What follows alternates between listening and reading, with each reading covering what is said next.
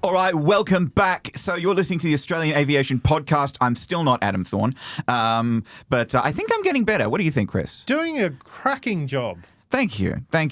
I got to get the hair and the glasses ready for next time. And the cup of tea. And the cup of tea. Yeah, no, I've forgotten the cup of tea. That's very remiss of me. But I think I suppose we were talking a bit about Qantas and Jetstar beforehand. We should probably lead with some of the bigger news of the last couple of weeks, just with relation to Qantas. Richard Goyder, the chairman of Qantas, this was last week. He announced that there's been significant public pressure on him to step down, following the exit of Alan Joyce and, all of the bad press that Qantas has been receiving in recent weeks. He has announced that he will be retiring before the 2024 AGM. He said he's served as chair since 2018. He says it's part of a larger board renewal.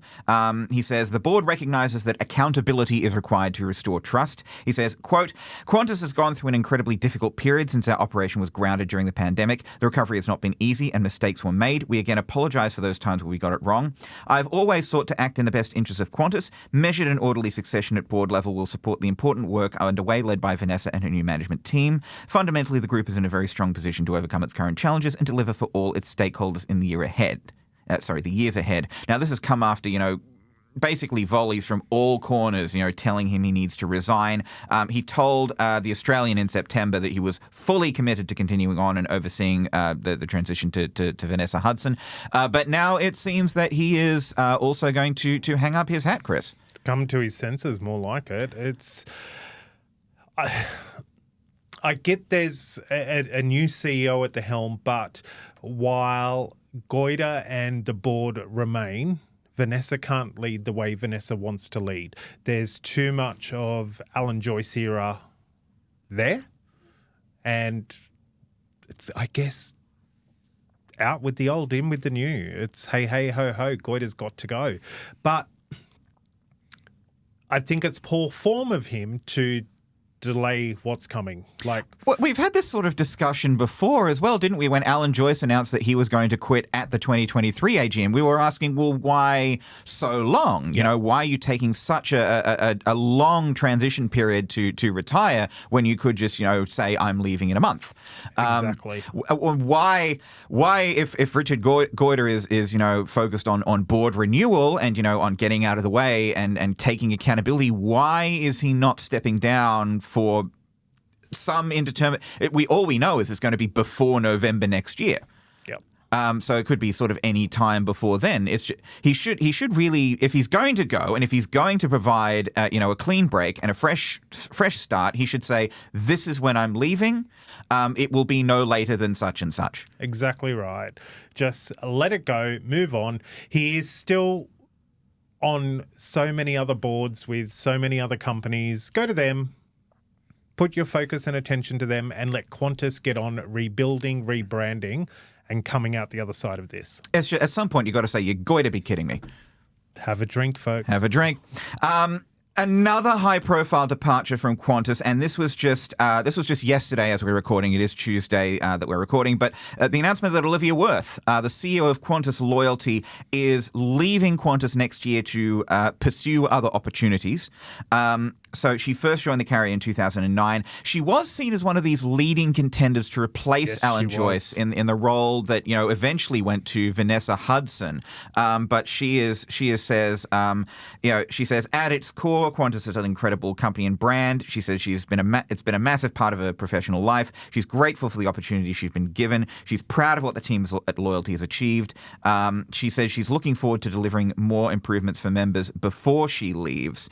Now, Chris, do you think that this might be sort of in response to her being passed over for the top job? Because there's been a lot of speculation around that.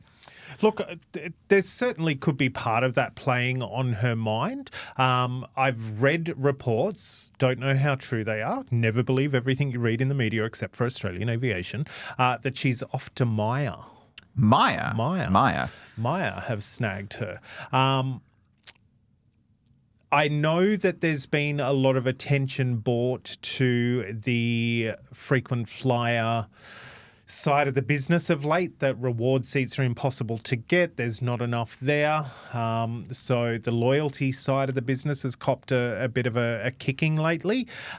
Could it be seen as part of that? Well, you're part of the problem. You have to go. Was she forced out the door? I guess the only people that will know that are the board and her. Hard to say, Jake, but I guess we wish her well in wherever she might land next. You're going to have to work on that one. Yeah, I know. Got to work on it. Yeah, big time. it might or may not have been a good one. Have a drink, folks. There we go.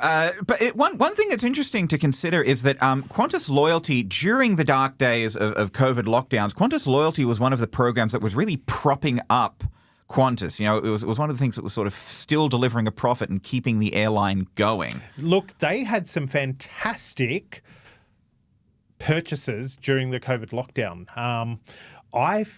Hook, line and sinker fell for some of the sales that they ran.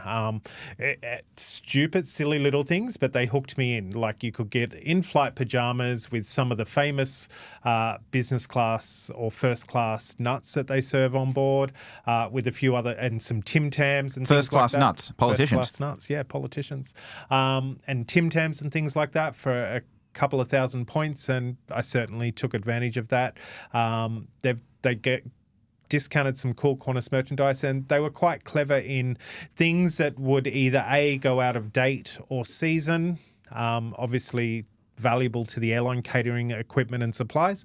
Let's get rid of them via the loyalty side of the business. And they did that well. So the loyalty side of the business definitely weathered the storm well. So segueing a bit from Qantas, we have, of course, the Senate inquiry into Qatar and the decision surrounding that, and how much of involvement Alan Joyce and Qantas had in that decision. It came out, a week or two back that the Senate committee sort of handed down its report. This was one chaired by Richard McKenzie. It had asked for an extension so that it could interview Alan Joyce. It also recommended that the government immediately review the decision to deny Qatar the right to increase its services into Australia. Now, we got a release from Bridget McKenzie this morning, just sort of reminding us of what the inquiry had recommended. The Select Committee recommended immediately reviewing the Qatar Airways decision, immediately reinstate ACCC monitoring of domestic airlines, which I think we can both agree with. Absolutely. Urgently respond to the Harris review into the Sydney airport slots. Again, a point we can both agree with. Strengthen competition in domestic aviation, including investigating divestiture powers. Implement consumer protection reforms for travellers, and seek to extend the Select Committee to hear from Alan Joyce and Minister Catherine King. So most of those seem to be fairly uncontroversial points. I think the sticking points are kind of the Qatar Airways review and the extension of the committee to hear from Alan Joyce and Minister King. And I think that these are the points that really Catherine King was highlighting when she called the whole inquiry, quote, a ridiculous farce. She said that she effectively ruled out reviewing the Qatar Airways decision, which has received so much oxygen in the media over the past few months. She said, quote, a very politicised Senate inquiry is asking the Australian government to do something the previous government was unable and unwilling to do in its 9 long years in office. It did not increase Qatar Airlines access to Australia by 28 flights. It did not fix the slot system in Sydney. It did not fix all the consumer issues when it came to airlines in this country. She said, I'm not going to be listening to a highly politicised Senate inquiry that just saw, frankly, a ridiculous farce of Bridget McKenzie running around the country with her empty chairs, bringing people over to Western Australia. All of the evidences have been heard from over there in the country, and so if you read the dissenting report, that's the government's response. Boom tish. Look, a couple of things there, Jake. Did Qatar request an increase of flights under the former government?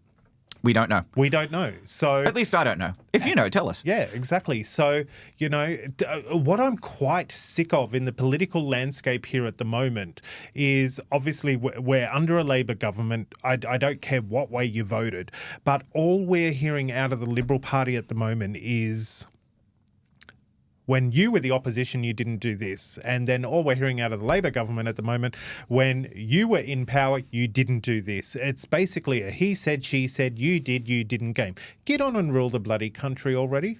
I do think that when you were the government, you didn't do this has slightly more of a has slightly more what's the word? Slightly more cut through than when you were the opposition. You didn't do this because what can the opposition do exactly? Very true. But it's such a blame game at the moment. Well, you didn't do this when you were in government, and you didn't do this, and you didn't do that. Who cares who didn't do it? You're being asked to do it now, so consider it. And for Catherine King to come out and say she will not be reviewing the decision, she's clearly not listening to the Australian people who are saying, let them fly. She is clearly not listening to the thousands of people that work in the tourism sector saying, let them in, let them fly. She's not listening to the travelling public that say, we want an option. Qatar are prepared to up and increase their flights to Australia. It's great for our economy. It's more jobs, more money, more this. I can't see the problem with doing it. I think it's something that Adam said. He said, if there had been more clarity up front, if they just come out and said, this is why we're not letting Qatar Airways in, then there wouldn't be a problem. Very true. How was that one? I loved it. But she came out and said that part of her decision was made because of how the female passengers were handled back in 2022. 2020, yeah. Oh, 2020, yeah. And I think, there's been some news stories where, some of those passengers have sort of come forward and come out against the Qatar against Qatar being allowed to fly more flights, understandably so from their perspective. I think it all just comes back to, Catherine King has said that was a factor in the decision, or she said that it wasn't a factor in the decision, but it was context for the decision. Yeah, all this political talk. But basically, it comes back to if the minister had come out and said, we are not allowing Qatar to fly more flights into Australia because they acted so reprehensibly, because of this disgusting incident, that would have sort of enabled the government to bring more people along, because at least there was a reason, and it would be a reason that people can understand. Yep, exactly right.